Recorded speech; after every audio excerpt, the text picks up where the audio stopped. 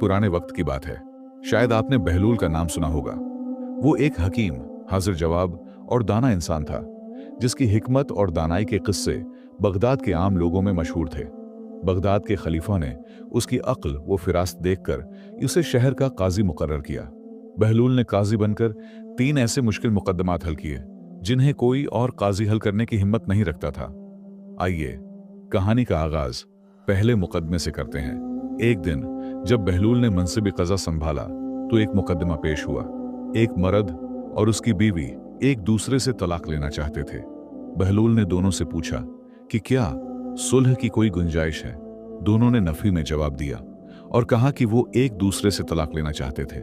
बहलूल ने मुकदमे को आइंदा महीने तक मुअख्खर कर दिया ताकि शायद वो अपने फैसले पर दोबारा गौर करें। महीना गुजरने के बाद वो दोनों दोबारा बहलूल के सामने हाजिर हुए। बहलूल ने पूछा कि क्या इस बार भी वो तलाक ही चाहते हैं। दोनों ने जवाब दिया कि वो तलाक के सिवा कोई फैसला कबूल नहीं करेंगे।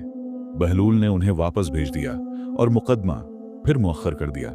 हालांकि उनके चेहरों पर नाराजगी और नागवारी के आसार नुमायां थे।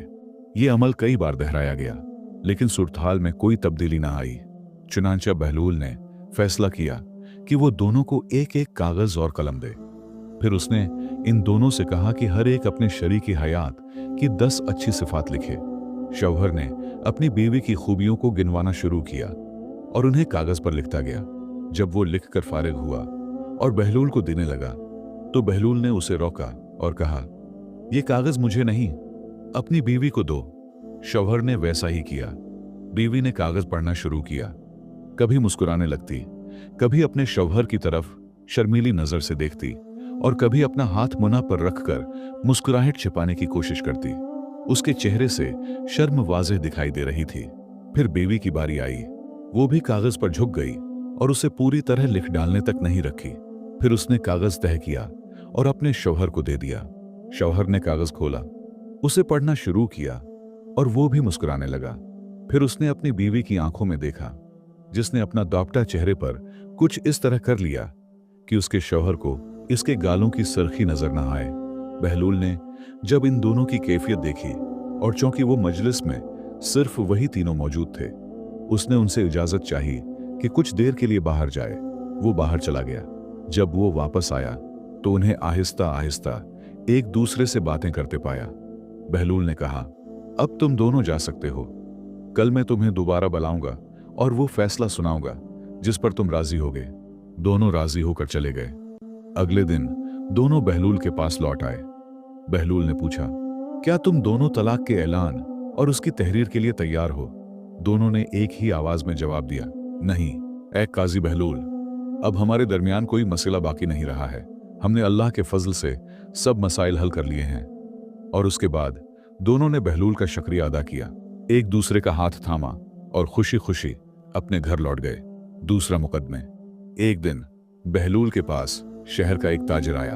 वो एक शख्स के बारे में शिकायत करता था जिसे लोग अमीन कहते थे। ताजिर ने बताया कि वो सफर पर जाने से पहले अपनी एक इमानत इस शख्स के पास रख गया था, लेकिन जब वो तिजारत से वापस आया और उससे अपनी इमानत तलब की तो उसने इनकार कर दिया। उसे झूठा कहा और घर से निकाल दिया। इस शख्स को अमीन का लक़ब इसलिए मिला था कि वो लोगों के सामने नेकी, परहेजगारी और तक़वी का इजहार करता था। यहां तक कि लोग उस पर इंधा एतमाद करने लगे और सफर के वक्त अपनी इमानतें और हत्ती कि मरने से पहले अपनी वसीयतें भी उसके पास रख जाते थे। बहलूल ताजिर के कान के पास गया और आहिस्ता से पूछा, क्या तुमने उस शख्स जिसे आमीन कहते हैं को बताया है कि तुम मेरे पास उसकी शिकायत लेकर आ रहे हो? ताजिर ने जवाब दिया, नहीं ए काजी साहब। बहलूल ने उसे हुक्म दिया कि अब चला जाए और कल उसी वक्त दोबारा आए और ताकीद की कि किसी को यह ना बताए कि वो काजी के पास आया था। ताजिर हैरान परेशान लौट गया, ये सोचते हुए कि शायद बहलूल इसका हक वापस नहीं दिला सकेगा। फिर बहलूल ने अपने एक खादिम को अमीन के पास भेजा और उसे ये खबर पहुंचाने को कहा कि काजी बहलूल के पास बहुत सा माल जमा हो गया है जो फुकरा और यतीमों के लिए मखसूस है। काजी बहलूल उसे अकेले संभाल नहीं सकता, खास तौर पर इसलिए कि अदालती उमूर उसका सारा वक्त और तवानाई ले लेते हैं। और चूंकि वो अपने आसपास के लोगों पर भरोसा नहीं करता, इसलिए उसने ये फैसला किया कि शहर के सबसे ज्यादा अमीन शख्स को तलाश करके उस माल और खुराक की तकसीम की जिम्मेदारी उसे सौंपी जाए। खादिम ने मजीद कहा, काजी साहब को तुम्हारे अलावा कोई और शख्स नहीं मिला, क्योंकि सब लोग तुम्हारे बारे में अच्छा ही कहते हैं और दावी करते हैं कि तुम अमानत को अच्छी तरह निभाते हो। फिर बहलूल के खादिम ने उससे पूछा, क्या तुम्हारे पास इतना वक्त और कुव्वत है कि तुम इस मुश्किल जिम्मेदारी को उठा सको? अमीन की आंखें खुशी से चमक उठीं। उसके चेहरे पर एक खुशी की लहर दौड़ गई। उसने फौरन कहा, हाँ मेरे आका, काजी बहलूल से कह दीजिए कि मैं अपनी जान और अपनी मेहनत ऐसी नेकी के कामों के लिए वक्फ करता हूं। बहलूल के खादिम ने उसकी तारीफ की और मुस्कुरा कर कहा, वाकई तुम एक अमीन शख्स हो। पुरसों अदालत में हाजिरी हो जाना, माल के लिए मुनासिब जगह तैयार करना और अपने साथ चंद मजदूर भी लाना, ताकि वो भारी बोरियों को उठाने में तुम्हारी मदद कर सकें। अमीन ने सर हिलाते हुए कहा, मैं हर मुमकिन कोशिश करूंगा कि ये इमानत महफूज रहे और सब खुश रहें। अगले दिन ताजिर दोबारा बहलूल के पास आया। उसने सलाम किया और इंतजार करने लगा कि काजी क्या फैसला करेंगे। बहलूल ने उसे गौर से देखा और कहा, जाओ अमीन के पास और अपना माल मांगो। अगर वो इनकार करे तो उसे कह देना कि तुम उसे काजी के सामने ले जाओगे। ताजिर अमीन के पास गया और एहतराम के साथ अपनी इमानत तलब की। अमीन ने कुछ लम्हे खामोशी अख्तियार की, फिर कहा, यह सब झूठ है, मेरे पास कोई माल नहीं है। ताजिर ने सख्त लहजे में कहा, अच्छा फिर मैं तुम्हें काजी के पास ले जाऊंगा। यह सुनते ही अमीन का रंग उड़ गया। उसके चेहरे पर खौफ और शर्मिंदगी के आसार थे। फौरन उसने माल निकाला, ताजिर के हवाले किया, माजिरत की और उसे खुश रखने की भरपूर कोशिश की। ताजिर हैरान रह गया कि इतनी बड़ी तब्दीली कैसे वाकई हुई। वो फौरन बहलूल के पास गया, सारा माजरा सुनाया और बहलूल की अक्ल, हिकमत और लोगों के दिलों को समझने की सलाहियत की तारीफ की। परसों जब अमीन अदालत में आया तो उसके साथ खाली बोरियां और चंद मजबूत जसामत वाले मजदूर भी थे, ताकि वो माल उठा ले जाएं। बहलूल ने उसे देखा तो जोर से डांटा और कहा, तुम कितने बुरे आदमी हो, तुमने दुनिया के लालच में अपना दीन बीच डाला, अपनी इज्जत को अपनी ख्वाहिशात पर कुर्बान कर डाला। यह कहकर बहलूल चल दिया और उसे वहीं खड़ा छोड़ दिया।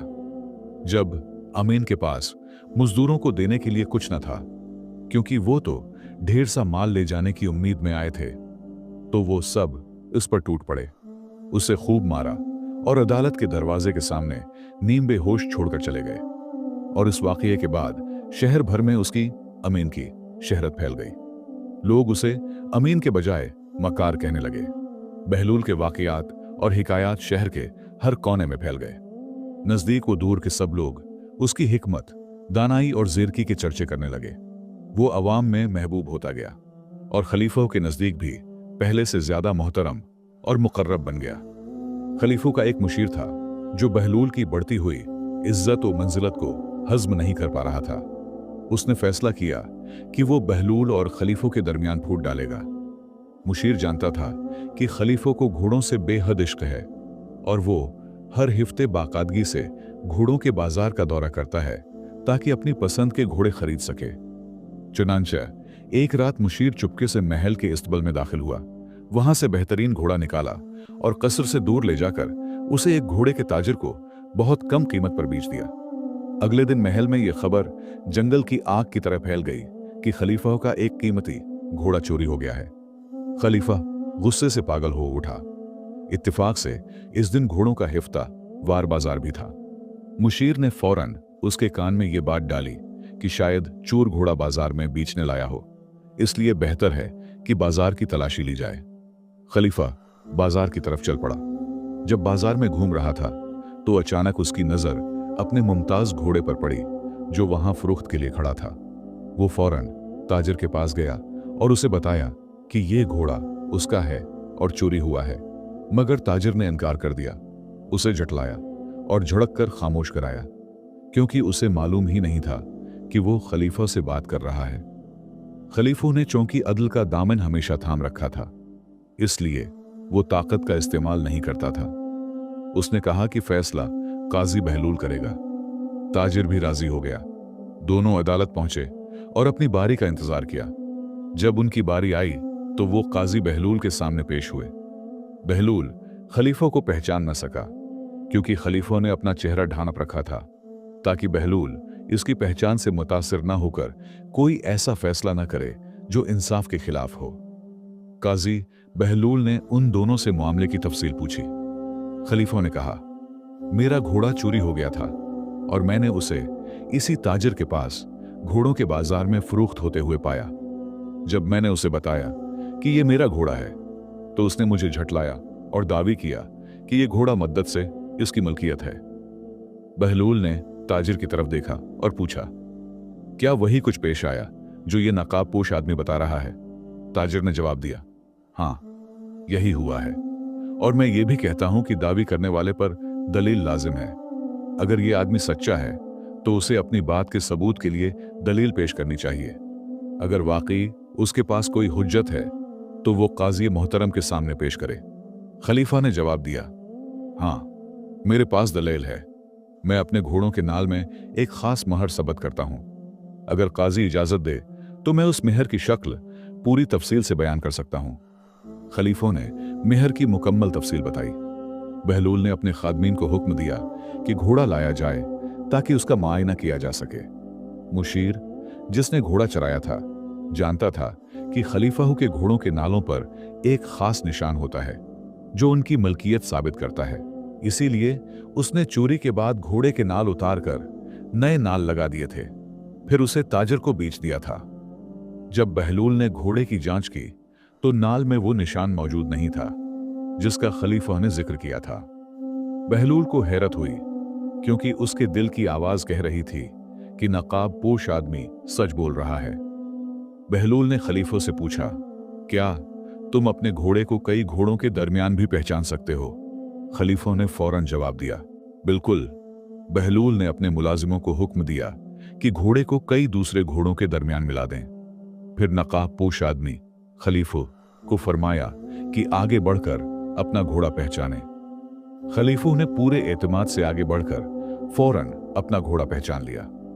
फिर बहलूल ने यही आजमाइश ताजिर से भी करवाई और ताजिर ने भी घोड़ा पहचान लिया।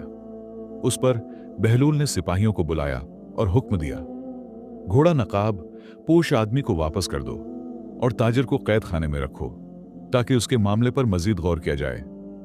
इसी लम्हे खलीफों ने अपना लिसाम हटा दिया। बहलूल उसे देखकर हैरान रह गया। खलीफों ने उसे सारा मामला बताया और कहा कि उसने चेहरा उसलिए ढांपा था कि काजी पर इसकी हैसियत का कोई असर न पड़े, सिर्फ उस वजह से कि तुम खलीफा हो। यह सुनकर बहलूल हंस पड़ा और खलीफों से कहा, अगर मुझे पहले ही मालूम होता कि तुम खलीफा हो तो मैं बगैर किसी तहकीक के घोड़ा ताजिर के हक में फैसला कर देता, ताकि लोग ये ना कहें कि मैंने खलीफों की हमायत में फैसला दिया है। खलीफा भी हंस पड़ा और काजी बहलूल की अदालत और इंसाफ पसंदी से और भी ज्यादा मुतासिर हुआ। कसर वापस जाने से पहले बहलूल से पूछा, तुमने कैसे पहचाना कि घोड़ा मेरा है और ताजिर का नहीं, हालांकि हम दोनों ने उसे पहचान लिया था? बहलूल ने जवाब दिया, मेरा मकसद ये जानना नहीं था कि तुम दोनों घोड़े को पहचानते हो या नहीं। मेरी गरज कुछ और थी। जब तुम घोड़े के करीब गए तो घोड़े ने अपना सर हिलाया और उसे तुम्हारी तरफ बढ़ाया, जैसे वो चाहता हो कि तुम उसे थपथपाओ। इससे मैंने जान लिया कि वो तुमसे मानुस है और तुमसे मोहब्बत करता है। फिर जब ताजिर उसके करीब आया तो घोड़ा घबरा गया, उसकी आंखें फैल गईं और वो पीछे हटने लगा। उससे समझ गया कि घोड़ा उसे पसंद नहीं करता, क्योंकि घोड़े भी इंसानों की तरह हिस्सास होते हैं। वो उनके करीब जाते हैं जिन्होंने उनकी परवरिश की हो या उनके साथ नरमी और मोहब्बत से पेश आए हों, और उनसे दूर भागते हैं जिन्होंने उनके साथ वक्त न गुजारा हो या जिनकी सोहबत उन्हें नागवार हो। खलीफा हो काजी बहलूल की जहानत, फिरासत और मामला फहमी से बेहद मुतासिर हुआ, लेकिन खलीफा यह भी जानना चाहता था कि घोड़ा किसने चराया था। उसे यकीन था कि चोर कसर के अंदर ही कोई शख्स है, क्योंकि महल की दीवारें मजबूत और महफूज थीं, जिन्हें बाहर से कोई नहीं फलांग सकता, और महल के दरवाजे भी अंदर से खोले बगैर नहीं खुल सकते थे। लिहाजा खलीफा ने बहलूल से दरख्वास्त की कि वो कोई ऐसी तरकीब बताए जिससे वो महल के अंदर छिपे हुए इस खाइन को पहचान सके। बहलूल कुछ देर खामोश रहा, फिर खलीफों से कहा, क्या महल में किसी को मालूम है कि आप इस वक्त अदालत में मौजूद हैं? खलीफों ने जवाब दिया, हाँ, महल के चंद लोगों को इल्म है कि मैं यहां आया हूं।